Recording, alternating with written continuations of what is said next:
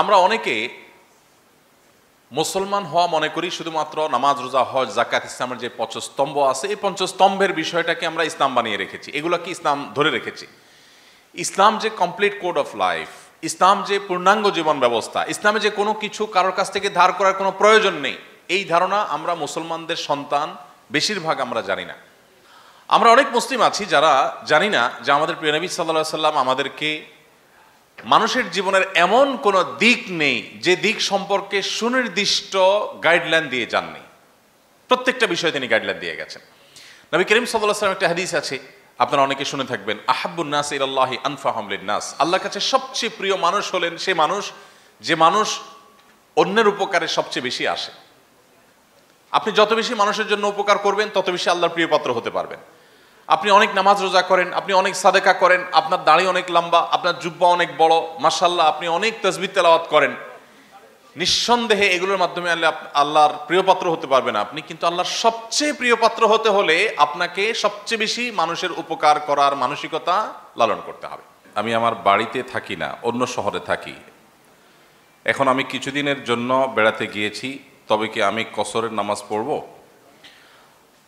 সফরে কসরের নামাজের যে বিধান শরীয়ত দিয়েছে, আমরা অনেকে শুধু এইটুকুর কথা জানি। ইসলামী শরিয়া কিন্তু সফরে আমাদেরকে অনেকগুলো সুবিধা দিয়েছে।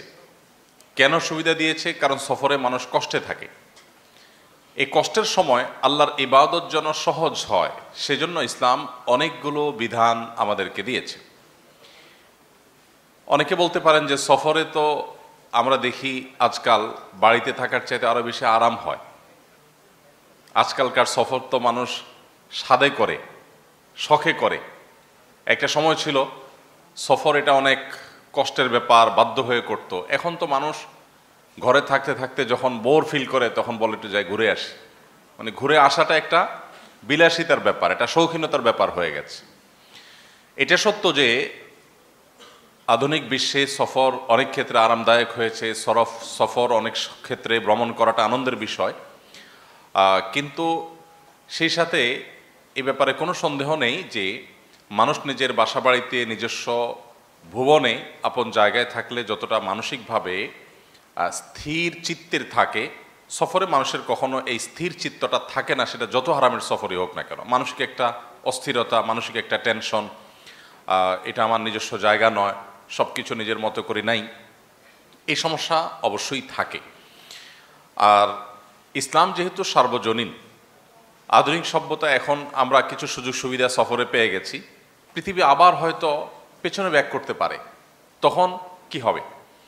ইসলামের যে সফরের বিধিবিধান, এটি এই জন্য সর্বকালের জন্য, সকল সমাজের জন্য প্রযোজ্য।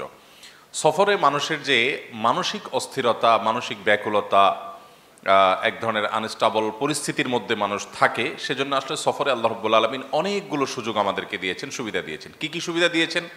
আমরা সচরাচর একটা সুবিধার কথাই জানি, সেটা হলো যে কসরের নামাজ। কসরের নামাজের বাইরে আরও অনেক সুবিধা দেওয়া আছে। তোমার থেকে একটা হলো রোজা। রমজান মাসে কেউ যদি সফর করে আর তিনি যদি কষ্ট অনুভব করেন সফরে, তাহলে তিনি চাইলে রমজানের রোজা সফর অবস্থায় ভেঙে ফেলতে পারেন, কিন্তু এই রোজাগুলো পরবর্তীতে তাকে রেখে দিতে হবে। আল্লাহ তাআলা কোরআনে কারিমে বলেছেন, ফামান কানা মিনকুম মারিদান আও আলা সাফারিন ফাইদ্দাতুম মিন আইয়ামিন উখার। তোমাদের কেউ যদি অসুস্থ থাকে, রুগ্ন থাকে, অথবা সফরে থাকে, তাহলে সে অন্য সময় এই সময়কার রোজাগুলো রেখে দিতে পারে, অর্থাৎ এই সময় রোজা না রাখার সুযোগ তার আছে। কিন্তু কেউ যদি সফরের স্বাভাবিক অবস্থায় থাকেন, তার কোনো কষ্ট না হয়, তাহলে সেক্ষেত্রে অনেক ফুকাহা একরাম বলেছেন তার জন্য রোজা রাখাটা উত্তম। নবী করিম সাল্লাল্লাহু আলাইহি ওয়াসাল্লাম এক সফরে সাহাবীদেরকে অনুমোদন দিয়েছেন, তোমাদের কেউ চাইলে রোজা কন্টিনিউ করতে পারো, কেউ চাইলে ভেঙে ফেলতে পারো, এবং এই রোজাগুলো পরবর্তীতে রেখে দিতে পারবে। তাহলে সফরের একটা সুবিধা পেলাম আমরা কসর, আরেকটা সুবিধা পেলাম হলো রমজানের রোজা। এটা চাইলে ভেঙে পরে রাখা যেতে পারে যদি কষ্ট হয়। বিশেষ করে অনেক উলামা একরাম, অনেক ইমামগণ বলেছেন সফরে খুব বেশি কষ্ট হলে রোজা বরং ভেঙে ফেলাটাই উত্তম, কারণ নবী করিম সাল্লাল্লাহু আলাইহি সাল্লামও ভেঙেছেন। আর যদি খুব বেশি কষ্ট না হয় তাহলে না ভাঙাই উত্তম, রাখাটাই উত্তম। সফরের আরেকটা সুবিধা হলো, আমরা জানি চামড়ার মোজার উপর মাসাহ করা যায়, অর্থাৎ পাও না ধুয়ে সাধারণ অবস্থাতেও পূর্ণাঙ্গ উযু অবস্থায় যদি আপনি মোজা পরেন, তাহলে সে মোজার উপরে আপনি ভিজা হাত শুধুমাত্র আলতো করে মুছে নিলেই পাও ধোয়ার কাজ হয়ে যায়। এটাকে মাসহ আলাল খুফাইন বলা হয় ইসলামী ফিকহের পরিভাষায়। এই মাসহ আলাল খুফাইন মানুষ যখন নিজস্ব বাসা বাড়িতে থাকবে, ঠিকানা থাকবে, তখন 24 ঘন্টা, যতবার 24 ঘন্টার মধ্যে তার অজু হবে, প্রত্যেকবার মুজের উপর মাসে করে তিনি এই সুবিধাটা পাবেন। কিন্তু সফরে যদি আপনি যান তাহলে সেই সুবিধাটা পাবেন আপনি 3 দিন 3 রাত, 3 দিন 3 রাত পর্যন্ত এই সুবিধা আপনি সফরে গেলে পাবেন, যেটা এই অবস্থা সাধারণ অবস্থায় পাবেন না। সফরের আরেকটি সুবিধা হলো কেউ যদি সফর অবস্থায় এমন কোনো পরিস্থিতিতে পড়ে যে তার সাথে টাকা পয়সা নেই, অথচ তার বাড়িতে তার ঠিকানায় টাকা পয়সা আছে, তিনি সম্পদশালী সচ্ছল মানুষ, তাহলে সফর অবস্থায় তিনি কিন্তু যাকাত গ্রহণ করতে পারেন যদি তিনি সেরকম পরিস্থিতির মধ্যে পড়েন।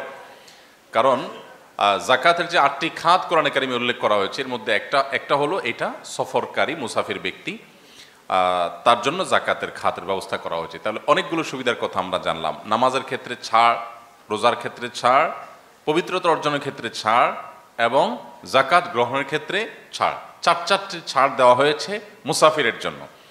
তো সচরাচর আমরা নামাজটা বারবার পড়তে হয়, যেন নামাজের সুবিধাটা আমাদের বেশি নজরে আসে। এবার মূল প্রসঙ্গে আসি। আপনি জানতে চেয়েছেন যে বাড়িতে থাকেন না, অন্য শহরে থাকেন, তো কিছুদিনের জন্য বাড়িতে গিয়েছেন, সেখানে কসর পড়বেন না পুরো নামাজ পড়বেন? এর উত্তর হলো যে বাড়িতে আপনি যদি যান, নিজস্ব ঠিকানা, স্থায়ী ঠিকানা, সেখানে আপনি গিয়েছেন 6 মাস পর, 1 বছর পর, বিশেষ করে আপনাদের কুমিল্লা এলাকাতে প্রচুর প্রবাসী থাকেন, যারা মধ্যপ্রাচ্যে, মালয়েশিয়াতে, বিভিন্ন দেশে আছেন। প্রবাসী ভাইরা দেশে যদি আসেন তাহলে তারা নিজস্ব ঠিকানা আসার পর কোনো কসর প্রযোজ্য হবে না, কারণ এটা তার নিজস্ব ঠিকানা, স্থায়ী ঠিকানা। নিজস্ব ঠিকানাতে কখনো কসর প্রযোজ্য হয় না। অতএব আপনি ধরুন কুমিল্লা শহরে মেডিকেল কলেজের স্টুডেন্ট হিসেবে আছেন, আপনি এখানে পড়াশোনা করছেন, আপনি এখান থেকে আপনার গ্রাম লক্ষ্মীপুরে আপনি সেখানে গিয়েছেন 2 মাস পর, 1 মাস পর ছুটি যখন পেয়েছেন, তখন আপনি অবশ্যই পুরো নামাজ পড়বেন। কসর আপনার জন্য প্রযোজ্য হবে না। কসর প্রযোজ্য হবে ওই ব্যক্তির জন্য যিনি এমন কোথাও গিয়েছেন যে জায়গায় আসলে তার থাকার জায়গা না, স্থায়ী কিংবা বর্তমান কোনো ঠিকানাই না। ধরুন কেউ কুমিল্লা এসেছে চাকরি ইন্টারভিউ দিতে, এখানে তিনি 2 দিন 4 দিন 5 দিন থাকলে তিনি মুসাফির, তিনি কসরের সুবিধা পাবেন। কিন্তু এটা যদি তার বাসা হয়, বাসা 2 প্রকার, একটা স্থায়ী ঠিকানা আর একটা বর্তমান ঠিকানা, 2 ক্ষেত্রেই কিন্তু পুরো নামাজ পড়তে হবে। এখানে কসরের সুবিধা পাওয়া যাবে না। কেন? ওই যে আপনার বর্তমান ঠিকানাও যদি হয়, তাহলে সেক্ষেত্রে বর্তমান ঠিকানাতেও আপনার একটা স্টাবল পরিস্থিতি থাকে, যে এটা আমার একটা ভাড়া বাড়ি হোক, কিন্তু আমি এখানে আছি, এটা আমার নিজস্ব ঠিকানা, এখানে আমার সব সেট আপ আছে। সো মানসিক একটা স্থিরতা থাকে, মানুষের প্রশান্তি থাকে। এই জায়গাতে মুসাফিরের সুবিধা কিন্তু পাওয়া যাবে না। আবার কারোর কারোর স্থায়ী ঠিকানা গ্রাম হয়, আবার অস্থায়ী ঠিকানা তার শহর হয়। হতে পারে আমি শহরে বাসা ভাড়া নিয়ে আছি, গ্রামে আমার হলো স্থায়ী ঠিকানা। বিশেষ করে আপনারা যারা মেডিকেল কলেজের স্টুডেন্ট আছেন, আপনাদের এখানে হয়তো আপনি হলে থাকেন, তো হলে আপনি 2-4 দিনের জন্য তো আর আসেননি, এটা আপনার একটা বর্তমান ঠিকানা। সো এখানে আপনার জন্য পুরো নামাজ প্রযোজ্য হবে। আবার একই সময় আপনি আপনার গ্রামের বাড়িতে যখন যাবেন, সেখানেও আপনার পুরো নামাজ প্রযোজ্য হবে। কারণ একজন মানুষের একাধিক ঠিকানা থাকতে পারে, স্থায়ী ঠিকানা একাধিক থাকতে পারে, আবার বর্তমান এবং স্থায়ী 2 ধরনের ঠিকানাও থাকতে পারে। সো বর্তমান কিংবা স্থায়ী ঠিকানায় কখনো কসর প্রযোজ্য হবে না। বিধায় আপনি শহরে থাকেন, গ্রামে গিয়েছেন, এই কারণে আপনি সেখানে কসরের সুবিধা কিন্তু পাবেন না। বহুল প্রচলিত নকশাকৃত জায়নামাজ ব্যবহারের শরিয়ার নির্দেশনা কি? দেখুন, নামাজ কেন?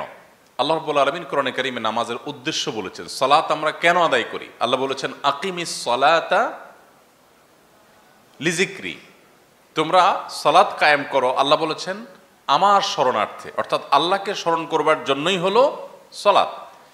অতএব নামাজের মধ্যে আল্লাহর স্মরণে ব্যাঘাত সৃষ্টি করতে পারে এরকম যে কোনো কিছু নিষিদ্ধ।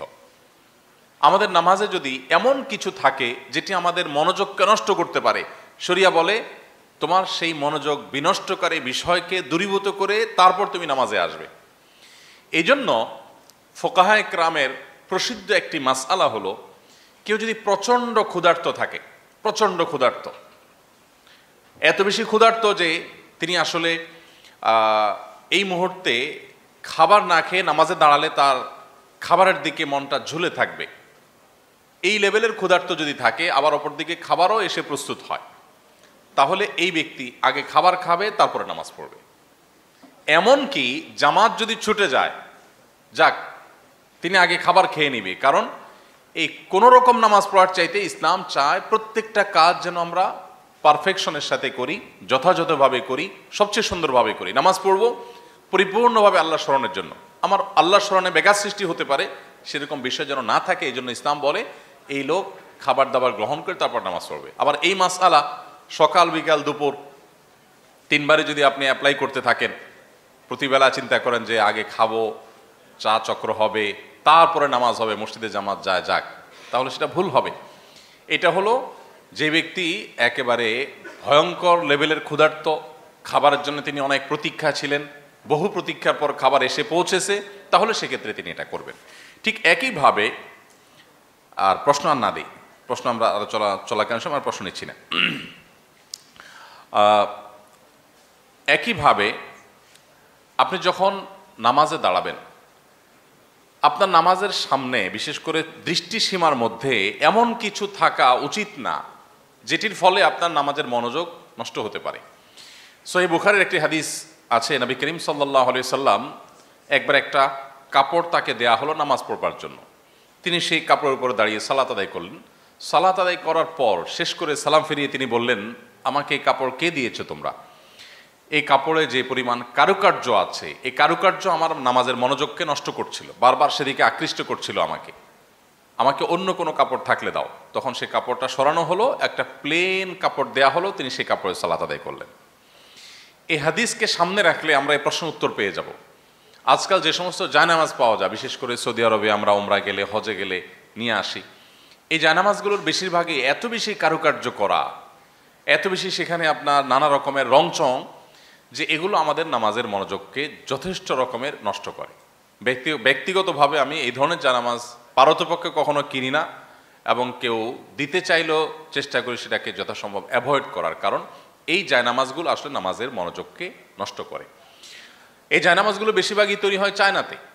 তারা আমাদের ধর্মীয় যে দৃষ্টিকোণ সেগুলো যেমন বুঝে না, আবার যে ব্যবসায়ীরা এগুলো তৈরি করায় তাদেরও সেই সমস্ত বিষয়ে মাথা ব্যথা নেই। কিন্তু আমাদের নিজস্ব দায়িত্ব আছে, এই জন্য আমরা যথাসম্ভব প্লেন জায়নামাজে নামাজ আদায় করব। প্লেন জায়নামাজে আপনি দাঁড়ালে যে একটা গাম্ভীর্য আসে, যে একটা মনোযোগ আসে, যে একটা আপনার মধ্যে স্থিরতা কাজ করে, আপনি যতই মক্কা শরীফের ছবি থাকুক, মদিনা শরীফের ছবি থাকুক, মসজিদে হারামের ছবি থাকুক, গম্বুজের ছবি থাকুক, এই সকল ছবি আপনার মনোযোগকে নষ্ট করবে। অতএব এগুলো না থাকাই উচিত। প্রসঙ্গত একটু বলি, আপনারা নিশ্চয়ই বিভিন্ন মসজিদের সাথে সম্পৃক্ত আছেন। অনেক মসজিদ আমাদের দেশে, বরং বেশিরভাগ মসজিদে দেখবেন যে মেহরাবের সাইডে এত কারুকার্য, বিশেষ করে অনেক আপনার টাইলস তৈরি হয়েছে আজকাল, যে সেগুলোতে এত নকশা করা, মিনার দেওয়া, গম্বুজ দেওয়া, তারপরে যে কাবার যে ছবি সেটা দেওয়া, এই সমস্ত বিষয়গুলো নামাজের মনোযোগকে যথেষ্ট নষ্ট করে। মসজিদের সামনের সাইডটা অন্তত, যেখানে মানুষ নামাজ পড়ার সময় তার দৃশ্যসীমার মধ্যে পড়বে, এই সাইডটা যথেষ্ট ভাব গাম্ভীর্যপূর্ণ থাকা দরকার, যথাসম্ভব সিম্পল থাকা দরকার। এখানে আপনি পাথর লাগান, সেটাকে আমি নিষেধ করছি না, কিন্তু কারুকার্য নয় যেটি আমার মনোযোগকে নষ্ট করতে পারে। তো এই জন্য জায়নামাজের সময়, জায়নামাজ যদি কেউ নকশাওয়ালা জায়নামাজের নামাজ পড়েন, তার নামাজ হয়ে যাবে, কিন্তু তার মনোযোগ নষ্ট হওয়ার কারণে নামাজটার কোয়ালিটি কমে যাওয়ার আশঙ্কা আছে। এ হলো বিষয়। এর বাইরে কাবার ছবি টবি থাকলে সেগুলো আমাদের কখনো পায়ের নিচে পদদলিত হয়, দেখতে দৃষ্টিকটু লাগে, এটাও একটা ব্যাপার আছে। আর এর বাইরে অন্য কোনো ছবি থাকলে, মসজিদের ছবি থাকলে কোনো অসুবিধা নেই, নামাজ হয়ে যাবে। পাশাপাশি একটু বলে রাখি, একটা বিষয় আছে যে আপনারা অনেকে হয়তো জানেন, অনেক জায়নামাজ আছে খুব গভীরভাবে তাকালে আপনি দেখতে পাবেন যে সেখানে বিভিন্নভাবে মূর্তির ছবি আঁকা।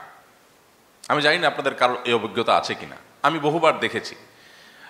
শুরুতে আমি যখন এই বিষয়গুলো শুনতাম, আমার কাছে মনে হতো যে এগুলো জাস্ট একটা কন্ট্রোভার্সিয়াল ইস্যু, মানুষ বোধহয় অহেতুক এই সমস্ত কথা তোলে। কিন্তু খুব ডিপলি বারবার করে দেখার পর আমি দেখলাম যে হ্যাঁ, বিষয়টা সত্য।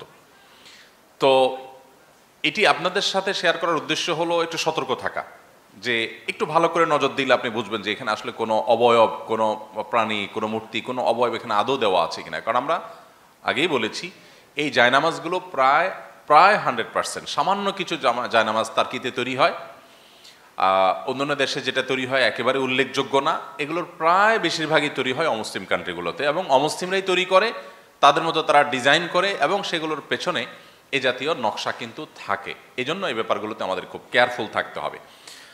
আমার অজান্তে আমি যদি এরকম জায়নামাজে নামাজ পড়ি, নামাজ হয়ে যাবে, কিন্তু ওই জিনিসটার কুপ্রভাব থেকে আমি মানে বাঁচতে পারবো না। যেহেতু আমি জানি না, আমার গুনাহ হবে না, কিন্তু আমি যদি দিন শেষে আমার অজান্তেও কোনো প্রাণী প্রতিমার উপর আমি সিজদা করি, তাহলে সেক্ষেত্রে এর যে একটা কুফল আছে, এর যে কুপ্রভাব আছে, সেটা কিন্তু আমার মধ্যে পড়বে।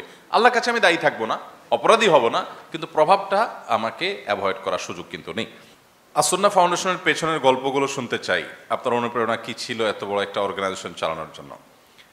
দেখুন, আমার অনুপ্রেরণা আমার ইসলাম, আর কিছু না।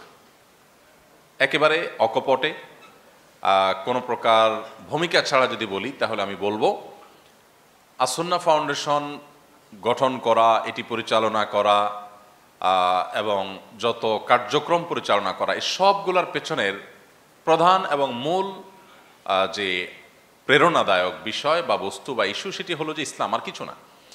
আপনি শুধুমাত্র যদি মুসলিম হয়ে যান, তাহলে পৃথিবীর সকল ভালো কাজের জন্য আপনার যে পরিমাণ প্রেরণা ভেতর থেকে আপনার মধ্যে আসবে, আপনার প্রেরণার কোথাও থেকে খুঁজতে হবে না আপনাকে। একজন মুসলিম তিনি মানব দরদী হবেন, একজন মুসলিম তিনি মানব সেবা করবেন, একজন মুসলিম তিনি মানুষের কল্যাণে কাজ করবেন। এই ইন্সপিরেশনের জন্য, এই প্রেরণার জন্য তার মুসলিম হওয়াটাই যথেষ্ট, আর কোনো কিছুর প্রয়োজন নেই। আমাদের দেশে প্রায় সাম্প্রদায়িক সম্প্রীতির প্রশ্ন ওঠে, আমাদের দেশে প্রায় অন্য ধর্মাবলম্বী ভাই বোনদের নিরাপত্তার প্রশ্ন ওঠে।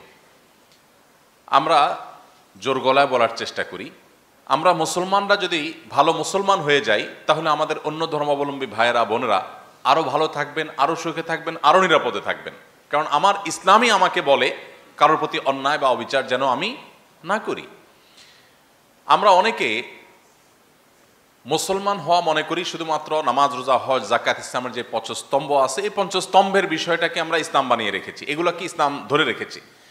ইসলাম যে কমপ্লিট কোড অফ লাইফ, ইসলাম যে পূর্ণাঙ্গ জীবন ব্যবস্থা, ইসলামে যে কোনো কিছু কারোর কাছ থেকে ধার করার কোনো প্রয়োজন নেই, এই ধারণা আমরা মুসলমানদের সন্তান বেশিরভাগ আমরা জানি না। আমরা মনে করি আজ পৃথিবীতে যে পরিবেশ বিপর্যয় হয়েছে, এই জন্য বোধহয় আমার প্রেরণার জন্য বিশ্বের বড় বড় সংস্থাগুলোর প্রয়োজন, তাদের কার্যক্রম প্রয়োজন। অথচ আমরা কোরআন এবং হাদিসের দিকে তাকালে দেখব যে পৃথিবীর পরিবেশকে সুরক্ষিত রাখবার জন্য কোরআন এবং হাদিসে এই পরিমাণ নির্দেশনা দেওয়া আছে, এই পরিমাণ গাইডলাইন দেওয়া আছে, যে শুধুমাত্র সেগুলোর অনুসরণই এই পৃথিবীকে সুরক্ষিত রাখবার জন্য, অনুপ্রাণিত হওয়ার জন্য যথেষ্ট, আর কিছুর প্রয়োজন নেই। আমরা অনেক মুসলিম আছি যারা জানি না যে আমাদের প্রিয় নবী সাল্লাল্লাহু আলাইহি সাল্লাম আমাদেরকে মানুষের জীবনের এমন কোনো দিক নেই যে দিক সম্পর্কে সুনির্দিষ্ট গাইডলাইন দিয়ে যাননি। প্রত্যেকটা বিষয়ে তিনি গাইডলাইন দিয়ে গেছেন। নবী করিম সাল্লাল্লাহু আলাইহি ওয়াসাল্লাম একটা হাদিস আছে, আপনারা অনেকে শুনে থাকবেন, আহাব্বুন নাস ইলাল্লাহি আনফাহুম লিন-নাস। আল্লাহর কাছে সবচেয়ে প্রিয় মানুষ হলেন সে মানুষ যে মানুষ অন্যের উপকারে সবচেয়ে বেশি আসে। আপনি যত বেশি মানুষের জন্য উপকার করবেন, তত বেশি আল্লাহর প্রিয় পাত্র হতে পারবেন। আপনি অনেক নামাজ রোজা করেন, আপনি অনেক সাদেকা করেন, আপনার দাড়ি অনেক লম্বা, আপনার জুব্বা অনেক বড়, মাশাআল্লাহ, আপনি অনেক তাসবিহ তেলাওয়াত করেন, নিঃসন্দেহে এগুলোর মাধ্যমে আল্লাহর প্রিয় পাত্র হতে পারবেন আপনি। কিন্তু আল্লাহর সবচেয়ে প্রিয় পাত্র হতে হলে আপনাকে সবচেয়ে বেশি মানুষের উপকার করার মানসিকতা লালন করতে হবে। তো এই প্রেরণা মূলত আসুন্নাহ ফাউন্ডেশন গঠন করা এবং আসুন্নাহ ফাউন্ডেশনের মাধ্যমে সেবামূলক কাজ করার জন্য আমাদেরকে অনুপ্রাণিত করেছে। আমি আপনাদেরকে উদ্বুদ্ধ করতে চাই, আপনারা ইনশাআল্লাহ, আমি শিক্ষার্থীদেরকে বলছি, আপনারা সবাই ইনশাআল্লাহ ডাক্তার হতে যাচ্ছেন, চিকিৎসক হতে যাচ্ছেন। আমার জীবনে একটা আক্ষেপের জায়গা যে আমি ডাক্তার হতে পারলাম না। অন্য কোনো পেশা নিয়ে আমার আক্ষেপ হয় না, এই পেশাটা নিয়ে আমার আক্ষেপ হয়। কেন আক্ষেপ হয়? কারণ হলো আমি জানি যে একজন চিকিৎসক, তার কাছে মানুষ যায় হলো সবচেয়ে কষ্টের সময়।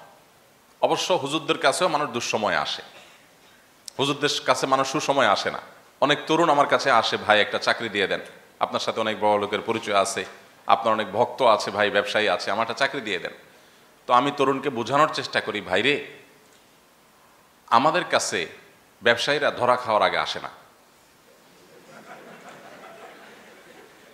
ব্যবসা যখন লাটে উঠে, যখন রাস্তা বসার উপক্রম হয়, এবার আসে, হুজুর দোয়া দরুদ কিছু আছে কিনা একটু দেন। আর যখন সুদিন থাকে তখন কাউকে খুঁজে পাওয়া যায় না। পলিটিশিয়ানদের অবস্থা এর ব্যতিক্রম না, একই রকম। যারা যখন বিরোধী দলে থাকে তারা আমাদের সাথে অনবরত যোগাযোগ করে, ভাই একটু দোয়া দরুদ শিখাই দেন, মামলা চলতেছে, পালায় আসি, কিভাবে চলবো, কিভাবে বাঁচবো, কিভাবে আল্লাহ উদ্ধার করবে, কিভাবে আল্লাহ সরকারের হেদায়েত দিবে, কিভাবে জালিমদের হাত থেকে মুক্তি পাবো, আমল শিখাই দেন, দোয়া শিখাই দেন। রিয়েল ফ্যাক্ট বলতেছি আমি, অনবরত। যারা যখন ক্ষমতায় থাকে তারা হুজুরদের ধারে কাছে, হুজুরদের গোনার সময় তাদের নাই, কিন্তু ক্ষমতাতে না আমার পরপরই শুরু হয়ে যায় যোগাযোগ, যে হুজুর এখন কি করা যায়, দিনকাল তো খারাপ। তো আসলে দুই শ্রেণীর মানুষ, ডাক্তাররা আর হুজুররা, এই দুই শ্রেণীর মানুষের কাছে মানুষ আসে হলো দুর্দিনে, কষ্টের সময়। আমাদের ইঞ্জিনিয়ার সাহেবদের কাছে মানুষ যায় হলো সুসময়, পকেট ভর্তি টাকা আছে, সুখের একটা বাড়ি করবে, ইঞ্জিনিয়ার সাহেব একটু কিছু করে দেন। কিন্তু আপনাদের কাছে মানুষ আসে চরম কষ্টের সময়। আপনারা চাইলে আল্লাহ তাআলাকে সন্তুষ্ট করা আপনাদের জন্য যত সহজ, অন্য অনেক শ্রেণী পেশা মানুষের জন্য কিন্তু এতটা সহজ না। শুধু একটু মুখের হাসি, একটু আপনাদের আন্তরিকতা, একটু আপনাদের স্নেহ মমতা। আমি জানি এই নসিহত লম্বা লম্বা করা এটা সহজ কাজ, ইমপ্লিমেন্ট অনেক কঠিন। আমি জানি আপনাদের কাজটা অনেক কঠিন, কারণ মাঝে মধ্যে আমি নিজেও তো পেশেন্ট হয়ে যাই, দেখি যে আমাদের দেশে মানুষ, গ্রামের মানুষ, এমনকি শহরের মানুষও এত বেবুঝা, এত সহজ সরল, যে ডাক্তার সাহেবদেরকে এত বিরক্ত করে, একই জিনিস বারবার বারবার করে বলছে, কোনো শৃঙ্খলা মানছে না, ঢুকে যাচ্ছে। নানা কারণে আপনাদের মেজাজ গরম হওয়ার মতো যথেষ্ট কারণ থাকে, কিন্তু এরপরও মেজাজকে ঠান্ডা করে মানুষের সেবা দিতে পারাটাই তো সার্থকতা। তো আমি আশা করব যে আপনারা সেবামূলক যে কাজের সুযোগ পেয়েছেন তার শতভাগ সদ্ব্যবহার করবেন। আল্লাহ আপনাদের সেই তৌফিক দান করুন। একজন ডাক্তার তিনি রোগীর মনের ভেতর থেকে যত দোয়া পেতে পারেন, অন্য অনেক শ্রেণী পেশার মানুষ, হুজুরদের জন্য মানুষ মন থেকে এত দোয়া করার কথা না যত দোয়া ডাক্তারদের জন্য করার কথা। কারণ ডাক্তারদের কাছে পরম কষ্টের সময় আসে, হুজুরদের কাছে এত কষ্ট পেয়ে যায় না সাধারণত। হুজুরদের কাছে যায় হলো রোগ এখনো ধরা পড়ে নাই, হয় ডাক্তাররা ফেলিয়ার হয়ে গেছে, এবার বলে হুজুর চেন্নাই ঘুরে আসলাম, ব্যাংকক ঘুরে আসলাম, কোনো কিছু হলো না, এবার একটু পানি পড়া টড়া দেন কিছু। হয় একেবারে শেষ মুহূর্তে, আর না হলে শুরুর মুহূর্তে, একেবারে সিরিয়াস ক্রাইসিস মোমেন্টে ডাক্তারদের কাছে কিন্তু মানুষ যায়। সো এই জায়গাটাতে আপনারা চাইলে আমাদের মতো আসুন্নাহ ফাউন্ডেশন গঠন করা ছাড়াও বিপুল পরিমাণ সওয়াবের অধিকারী হতে পারেন, আল্লাহর সন্তুষ্টি আপনারা লাভ করতে পারেন। আমি আশা করব আপনারা সেটি করবেন ইনশাআল্লাহ তাআলা। হলো পিতামাতা যদি মসজিদে যেতে নিরুৎসাহিত করেন, তবে কি তাদের কথা মেনে চলা সন্তান হিসাবে আমার কর্তব্য? উত্তর হলো অবশ্যই সন্তান সাধারণ অবস্থাতে বাবা মা নির্দেশ মেনে চলবে। এর মানে এই নয় যে বাবা মা ন্যায় অন্যায় যাই বলুক না কেন আমাকে অন্ধের মতো মানতে হবে। কারণ একটি হাদিস রয়েছে, লা তাআতা লি মাখলুকিন ফি মাসিয়াতিল খালিক, স্রষ্টার আদেশ অমান্য করে কোন সৃষ্টির আদেশ মানার কোনো সুযোগ নাই।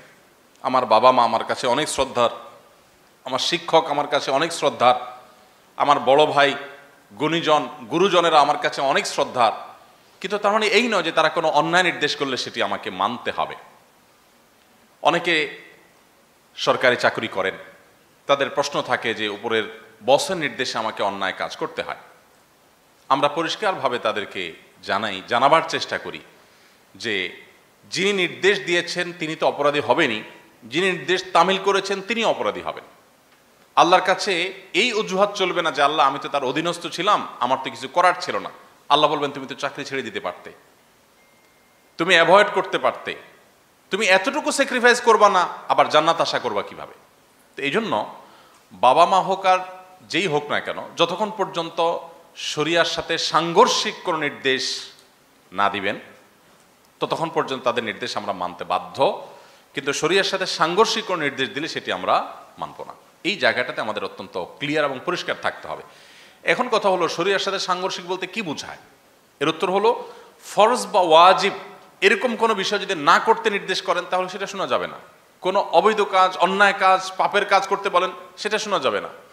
কিন্তু বাবা মা যদি কোনো নফল কাজ ছাড়তে বলেন, বাবা মা যদি বলেন বাবা এখন কোরআন তেলাওয়াত করিও না, তাহলে আপনাকে ছাড়তে হবে। বাবা মা যদি বলেন তুমি এখন নফল নামাজ পড়বে না, তাহলে নামাজ আপনাকে ছাড়তে হবে, কারণ নফল নামাজ চাইতে বাবা মার নির্দেশ মানাটা গুরুত্বপূর্ণ। এই যে প্রায়োরিটি বোঝা, ইসলামের ক্ষেত্রে আমরা বেশিরভাগ মানুষ প্রায়োরিটি বুঝি না। না বোঝার কারণে আমরা কিন্তু সদিচ্ছা থাকা সত্ত্বেও ইসলাম থেকে বিচ্যুত হচ্ছি বা আল্লাহর নির্দেশ থেকে বিচ্যুত হয়ে যাচ্ছি। বাবা মার নির্দেশকে এত গুরুত্ব দিতে হবে, ইভেন আপনার বাবা মা যদি বলেন যে তুমি আর পড়াশোনা করার দরকার নাই বাবা, তাহলে আপনার জন্য পড়াশোনা করা কিন্তু ইসলামী শরিয়ার দৃষ্টিকোণ থেকে জায়েজ নাই।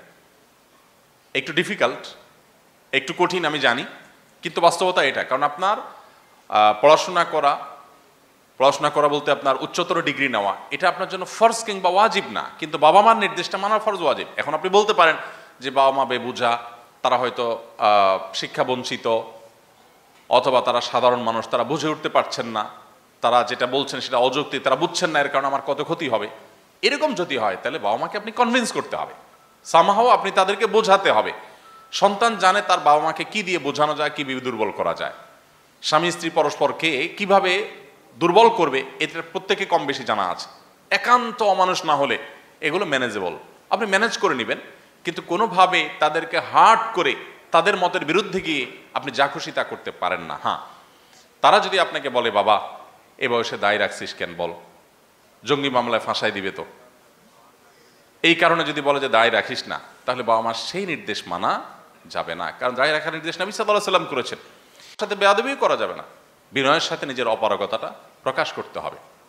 আল্লাহ তাআলা কোরআন কারীমে বলেছেন যে তারা তোমাদেরকে যদি, অর্থাৎ বাবা মা যদি তোমাদেরকে শিরিক করতে নির্দেশ করে, ফালা তুতি'হুমা, তবে তাদের সেই নির্দেশ মানবে না, কিন্তু মনে রাখবে ওয়াসাহিবহুমা ফিদ দুনিয়া মা'রুফা, তুমি তাদের সাথে দুনিয়াতে জীবন যাপন করতে হবে, সংসার করতে হবে অত্যন্ত সুন্দরভাবে।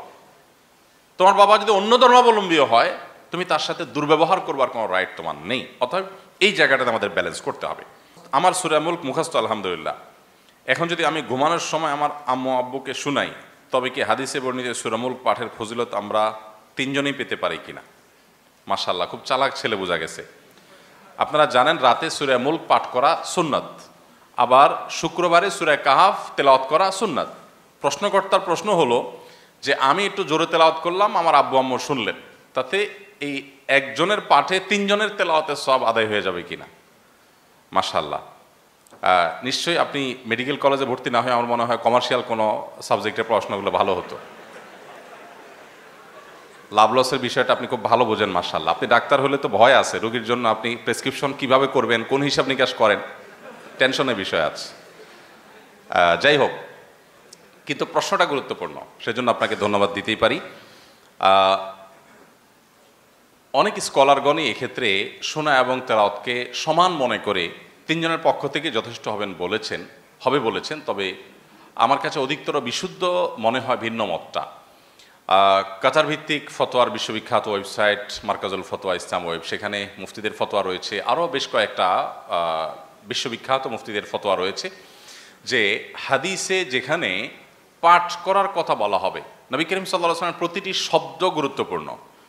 তিনি সূরা মুলক পাঠ করতে বলেছেন, সূরা কাহাফ পাঠ করতে বলেছেন। সো এটার সুবিধা, এটার উপকারিতা, এটার সওয়াব এবং রিওয়ার্ড পেতে আপনাকে পাঠ করতে হবে, শোনাটা এখানে যথেষ্ট না। হ্যাঁ, এটা ঠিক যে তেলাওয়াত করা যেমন সওয়াবের কাজ, তেলাওয়াত শোনাটাও সওয়াবের কাজ। নবী করিম সাল্লাল্লাহু আলাইহি ওয়াসাল্লাম আব্দুল্লাহ ইবনে মাসউদ রাদিয়াল্লাহু তাআলা আনহুকে একবার বলেছেন, তুমি একটু তেলাওয়াত করো, আমি শুনবো। তিনি অবাক হয়ে বলেন, হে আল্লাহর রাসূল, আপনার উপর কোরআন নাজিল হয়, আমি আপনাকে শোনাবো? তিনি বলেন, হ্যাঁ, আমার ইচ্ছে করছে তোমার কাছ থেকে শুনি। এভাবে বিভিন্ন সাহাবীদের কাছ থেকে নবী করিম সাল্লাল্লাহু আলাইহি ওয়াসাল্লাম তেলাওয়াত শুনেছেন এবং তেলাওয়াত শোনার বিপুল পরিমাণ সওয়াবের কথাও বলেছেন। মাঝে মধ্যে তেলাওয়াত শুনতেও হয়, সেটার আলাদা ফ্লেভার আছে, আলাদা অনুভব আছে, সন্দেহ নেই। কিন্তু সকাল সন্ধ্যার দোয়া যেগুলো পাঠ করতে বলা হয়েছে, এগুলো আপনাকে পড়তে হবে, এটা শোনা যথেষ্ট না। আপনি শুনলেন, শোনার সাথে সাথে আপনি আওড়ালেন, তাহলে সেক্ষেত্রে সেটি যথেষ্ট হতে পারে। একজন বিশ্ববিদ্যালয়ের ভাইস চ্যান্সেলর, ভিসি, তিনি আমাকে বলছিলেন, এই গত সপ্তাহের গল্প, খেতে খেতে বলছিলেন যে ভাই, আমি ইউকেতে যখন পড়ালেখা করতে গেছিলাম, তখন ইউকের এক ভদ্রলোক আমাকে প্রসঙ্গত বললেন যে আমি আজকে অনেক হ্যাপি, জানো, অনেক খুশি আজকে। তাই আমি বললাম, ভালো, তুমি খুশি, অনেক ভালো কথা তো, কেন, কি কারণে খুশি আজকে?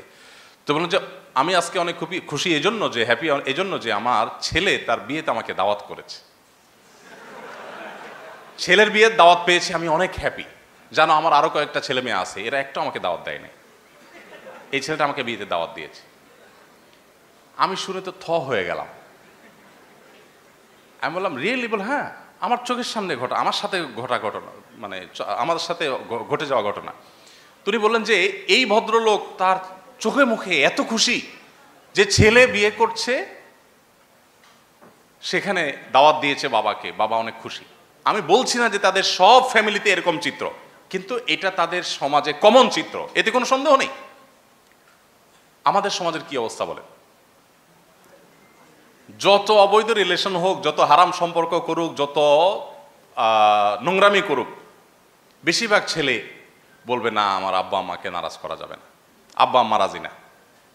প্রয়োজনে হুজুরের কাছে তাবিজ দিবে, হুজুর কিভাবে বাপ মারে বাবা করা যায়।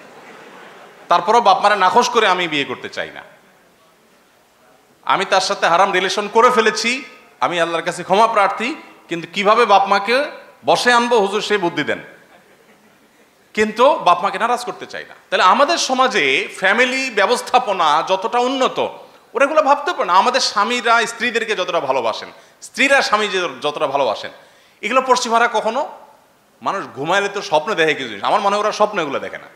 দেখুন আমাদের দেশে শুরু হয়ে গেছে এগুলো, ক্লাস 6-7 বাচ্চা কাচ্চা, বাপ মা তাদেরকে শক্ত করে কিচ্ছু বলতে পারবে না। অলরেডি এই ন্যারেটিভ দাঁড় করানো হচ্ছে, বাচ্চাদের কিচ্ছু বলা যাবে না, কিচ্ছু বলা যাবে না। কে শিখাইছে আপনাকে এটা? পশ্চিমারা শিখাইছে আর অন্ধের মতো নিয়ে নিচ্ছেন। বাচ্চাদেরকে বলবেন, বকা দিবেন, শাসন করবেন, অবশ্যই শরিয়ার সীমানা আছে।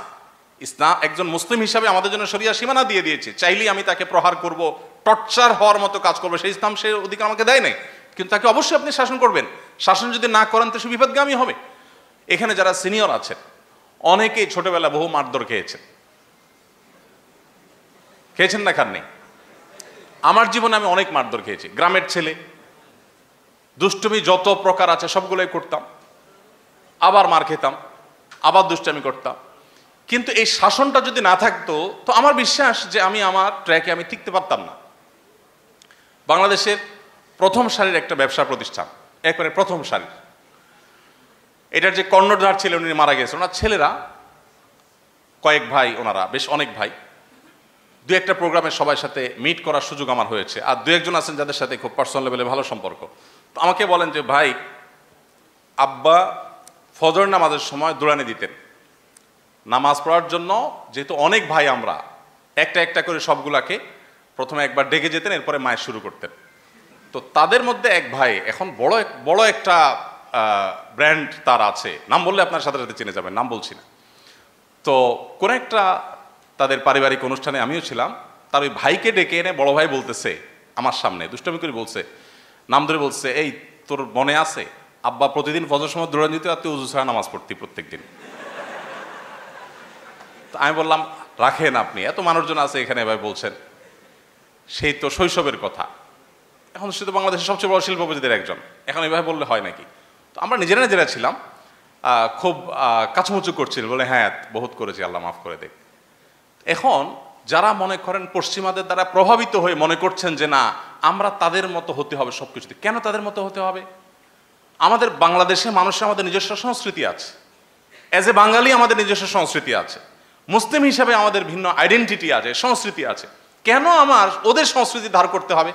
আমি আবারও বলছি, ওদের অনেক কিছু আছে ভালো, আমাদের ডিসিপ্লিন কেতাবে আছে, বাস্তবে নাই। ওদের ডিসিপ্লিন বাস্তবে আছে, ডেফিনেটলি আপনি সেটা অনুসরণ করেন, কিন্তু আপনি তাদের এই বস্তা পচা সস্তা সংস্কৃতিগুলো কেন অনুসরণ করছেন? ছোট ছোট বাচ্চা, কিশোর, যারা শিশু কিশোর, এদেরকে শাসনের পরে পশ্চিমাদের দৃষ্টিভঙ্গি হলো কোনো কিছু বলা যাবে না, যা খুশি তা করতে দিতে হবে, কোনো কিছু না। আপনারা জানেন পৃথিবীর উন্নত দেশগুলোতে 6-7-8 বাচ্চারা যদি পুলিশ কল করে আর বলে যে আজ বাসায় আব্বু আমাকে বকা দিয়েছে, মার না, মায়ের তো দূরের কথা, জাস্ট বকা দিয়েছে, পুলিশ কিন্তু বাপকে তুলে নিয়ে যাবে। জানেন তো আপনারা, টোকিওতে এক বাংলাদেশি, প্রবাসী এক বাংলাদেশি আমাকে একটা সেমিনার শেষে এসে হাত ধরে কেঁদে দিলেন প্রায়, খুব অসহায় হয়ে বললেন, ভাই অনেক কষ্টে দেশ থেকে ফ্যামিলি আনছি, অনেক কষ্টে বহু টাকা পয়সা জোগাড় করে এদেরকে এখানে এস্টাবলিশ করছি, ছেলেকে এখানে স্কুলে ভর্তি করাইছি, পড়ালেখা করছে ভালো, তো দেখলাম যে সে নষ্ট হয়ে যাচ্ছে, খুব বাজে জগতে সে চলে যাচ্ছে। তো তাকে বাধা দিলাম, 1 বার 2 বার 3 বার, শুনে না। তো জাস্ট একদিন একটা আঘাত করলাম তার হাত দিয়ে, তার পিঠে জাস্ট একটা ছোট আঘাত। আর দিন একটু বকা দিলাম। সে স্কুলে তার টিচার প্রতিদিন তাদের কাছ থেকে জিজ্ঞেস করে যে বাবা মা বকা দিছি কিনা, কিছু করে কিনা, ফুসলায় তাদেরকে। তো সে আমার নামে একদিন বলেছে, 2 দিন বলেছে, এরপর একদিন হঠাৎ করে আমাকে থানা থেকে কল করলো, এসে সেখানে গেলাম, আমাকে আটক করে ফেললো। এরপরে বলল ঠিক আছে ছেলে সহ বসো, বিচার হবে। বিচার হলো, বিচারে ফায়সালা হলো, থানা থেকে আপনার ইয়ে হলো আর কি, বিচার তো বলা যায় না এটাকে, সালিশির মতো হলো যে তুমি তোমার ছেলেকে একটা বাসা ভাড়া করে দিবা এবং তার সমস্ত ভরণ পোষণ দিবে এত বছর পর্যন্ত। তুমি তার বাসায় যেতে পারো সে কল করলে, আদারওয়াইজ তুমি যাবা না। আর তাকে তোমার বাসায় আসার জন্য তুমি চাপাচাপি করতে পারবা না, সে যা খুশি তা করবে, কিছু বলতে পারবা না। এটা হলো থানা থেকে ফায়সালা। এই বেচারা আমাকে বললেন ভাই বলেন, আমার এখন বেঁচে থাকাটাই দায় পৃথিবীতে। এই ছেলে তার চরিত্র নষ্ট হয়ে যাচ্ছে দেখে তাকে আমি শাসন করলাম, এখন থানা থেকে বিচার করলো আলাদা বাসা দিয়ে তাকে বসায়া বসায়া দুধকলা দিয়া সাপ পোষার জন্য, এবং সেই সাপের দিকে আমি তাকাইতেও পারবো না। মানে আমার ছেলেটাকে নষ্ট হওয়ার জন্য আমি সব কিছু এফোর্ট দিব, সেটা আমাকে করতে বাধ্য করা হয়েছে।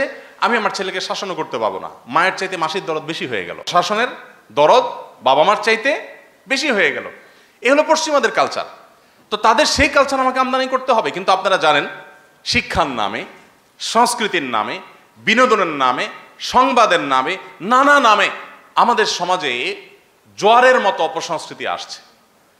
গত 50 বছর যাবৎ একটা ট্যাবলেট এদেশে মানুষকে গিলানোর চেষ্টা করা হয়েছে, তা হলো যে এদেশের উন্নতি অগ্রগতির পথে প্রধান বাধাই হলো ইসলাম।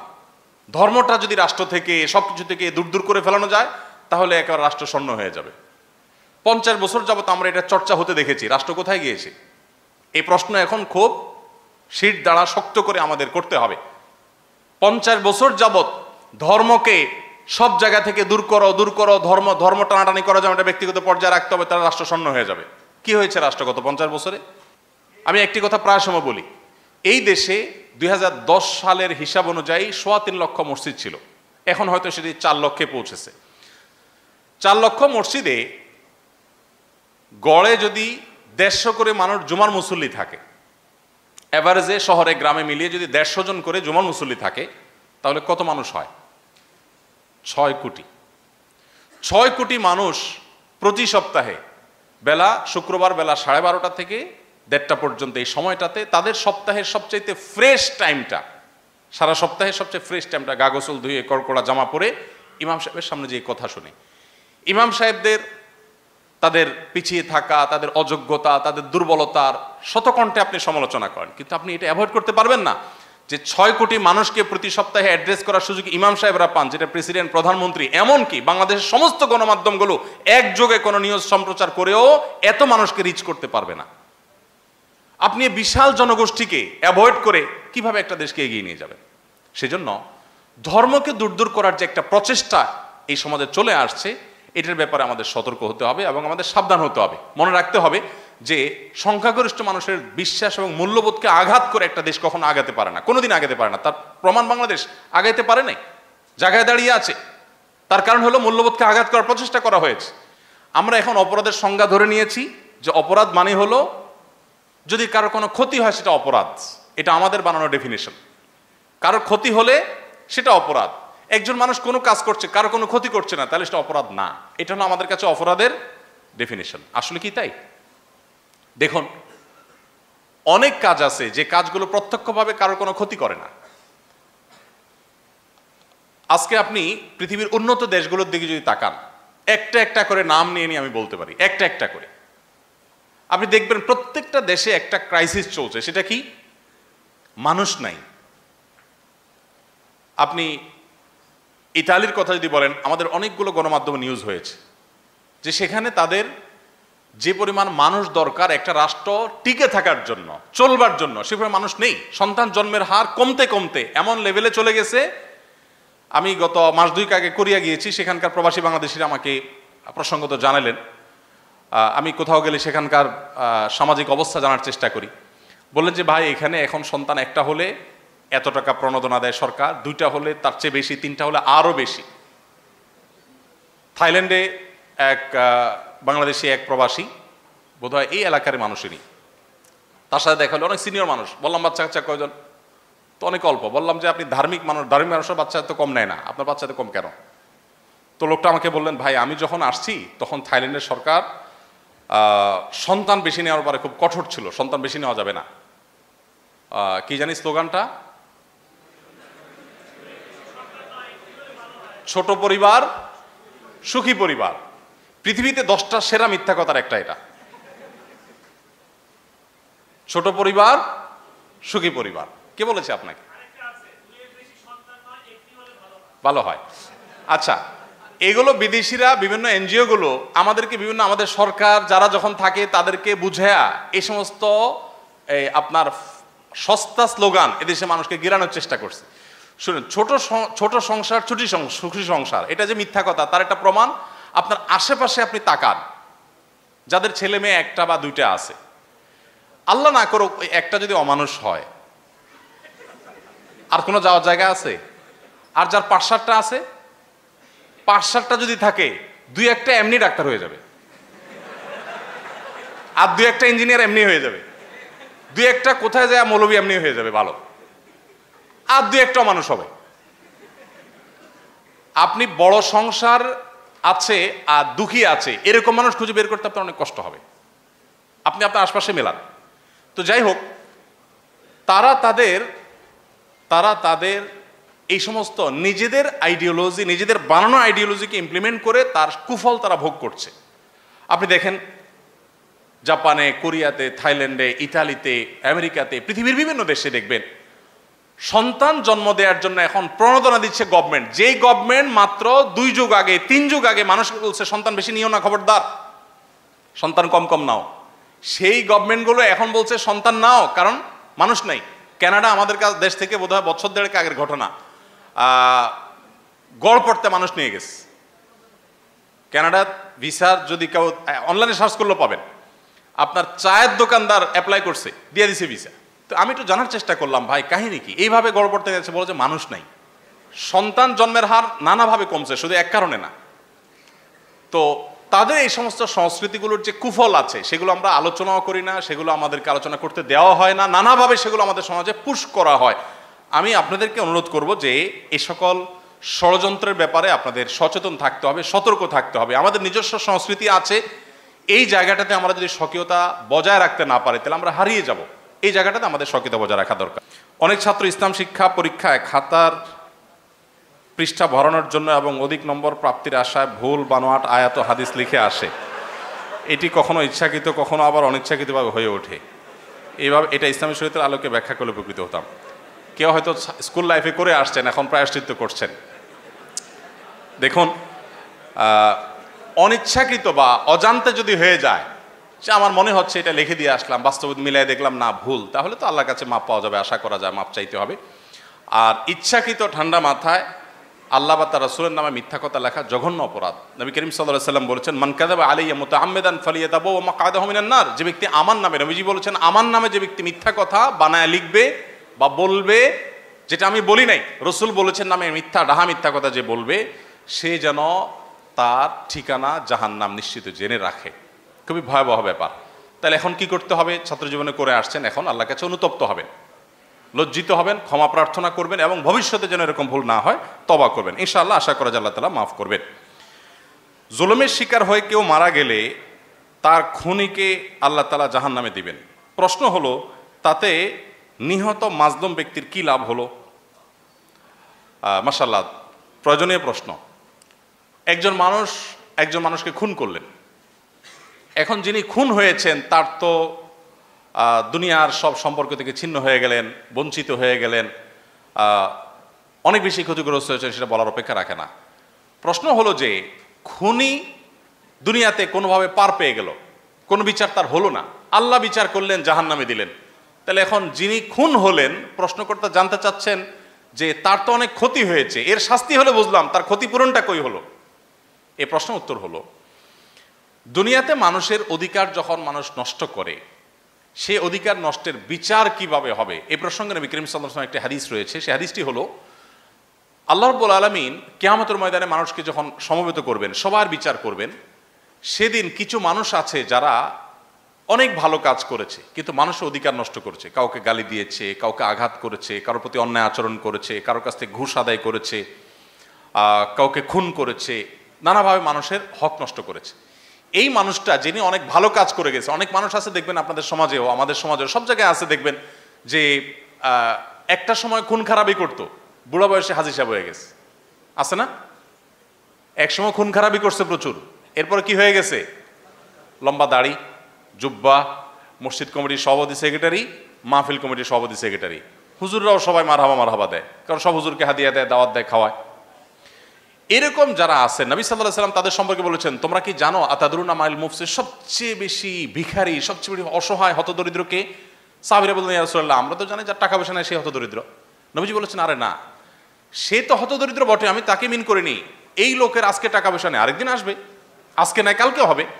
কিন্তু সবচেয়ে বেশি হতদরিদ্র হবে সেই ব্যক্তি যে ব্যক্তির কিয়ামতের ময়দানে অনেক আমল নিয়ে আসবে, সে মোচেতে তাও দিয়ে যাবে, জান্নাতে যাবে, এই আশা নিয়ে আসবে, কিন্তু সে ওই যে কাউকে মেরেছে, কাউকে আঘাত করেছে, তার সেই কাজের কারণে, সে অপরাধের কারণে যার হক নষ্ট করেছে তার আমলনামাকে সব ট্রান্সফার করে দেওয়া হবে যার হক নষ্ট করেছে তাকে।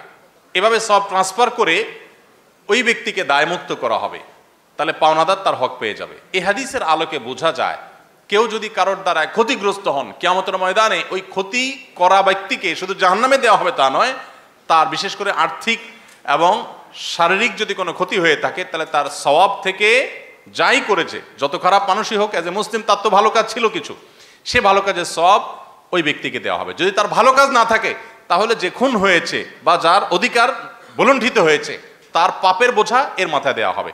এভাবে আল্লাহ রাব্বুল আলামিন বিচার করবেন। সবচেয়ে বড় কথা হলো, আল্লাহ তাআলা আহকামুল হাকিমিন, তিনি কিভাবে ন্যায় বিচার করবেন তিনি ভালো জানেন। আমরা অনেকে নিজেদের যে মিটার, এটা দিয়ে মেপে আল্লাহ তাআলার ব্যাপারটাকে আমরা বোঝার চেষ্টা করি। যেমন একটা কমন প্রশ্ন আমার কাছে আসে, ভাই একটা লোক কিয়ামতের আগের দিন মারা গেল, সে কবরে 24 ঘন্টা ছিল, সে পাপিষ্ঠ অপরাধী, তাহলে 24 ঘন্টা সে কবরে শাস্তি পাইল। আরেকজন 1000 বছর আগে মারা গেছে, সে 1000 বছর ধরে কবরে শাস্তি পাচ্ছে, তাহলে দুজনের প্রতি সমান শাস্তি কিভাবে হইল? বৈষম্য হলো না? এটা অনেকে প্রশ্ন করেন। এই প্রশ্ন অবান্তর এই জন্য যে আপনার নিজের কাছে একটা টেপ আছে, মিটার আছে, আপনি এই মিটার দিয়ে আল্লাহ তাআলার জাজমেন্টকে মাপার চেষ্টা করছেন, এই জায়গাটাতে ভুল। আল্লাহ তাআলা ন্যায় বিচার করবেন, কিভাবে করবেন তিনি ভালো জানেন। এখন আপনি মনে হচ্ছে যে এভাবে না হলে একজন 1000 বছর কবরে শাস্তি পেয়েছে, আরেকজন কিয়ামতের ইসরাফিলের সিংহা ফুৎকার দ্বারা একদিন আগে মারা গেল, সে মাত্র 24 ঘন্টা কবরে ছিল, দুজনই সমান অপরাধ করেছে, তাহলে শাস্তি একজন 1000 পাইলো, আরেকজন একদিন পাইলো, তাহলে সাম্য কিভাবে হলো? আল্লাহ সাম্য করবেন, কিভাবে করবেন সেটা আপনার টেনশন করার দরকার নাই। আমি একটা আইডিয়া দিই কিভাবে করবেন, আল্লাহ ভালো জানেন। আমি একটা আইডিয়া দিই, ধরুন আপনি একজনের পিঠে, একজন একটা অপরাধ করেছে, তার পিঠে আপনি 10টা বাড়ি দিলেন, 10টা আঘাত করলেন। আরেকজন সেম অপরাধ করেছে, তাকে আপনি একটা আঘাত করলেন, কিন্তু একটা ওজনে ওই 10টার দ্বিগুণ। হতে পারে কি পারে না? অথবা একটা ওই 10টার সমান। তাহলে আমি একজনকে 10টা আঘাত করে যে শাস্তি দিব, আরেকজনকে একটা আঘাত দিয়ে সেম শাস্তি দেওয়া সম্ভব কি সম্ভব না? বরং তার চাইতে বেশি শাস্তি দেওয়াও সম্ভব, কারণ একটার ওজন যদি 10 মণ হয় আর বাকি 10টা যদি হয় 10 করে, তাহলে অনেক বেশি গুণ এখানে। তো আল্লাহ রাব্বুল আলামিন একজনকে 1000 বছর শাস্তি দিয়ে যে শাস্তি দিবেন, আরেকজনকে একদিনে তার চেয়ে বেশি শাস্তি বা তার সমপরিমাণ শাস্তি দেওয়া সম্ভব কি সম্ভব না? এখন আল্লাহর ইস্যুটাকে আমরা আমাদের মতো করে ঠিক করে দিই যে আল্লাহ কিভাবে কি করবেন। অতএব দুনিয়াতে কেউ যদি জুলুমের শিকার হয়, আখিরাতে আল্লাহ রাব্বুল আলামিন সেই জুলুমের বিচার অবশ্যই করবেন। কিভাবে করবেন সেটা আল্লাহ তাআলা সবচাইতে ভালো জানেন।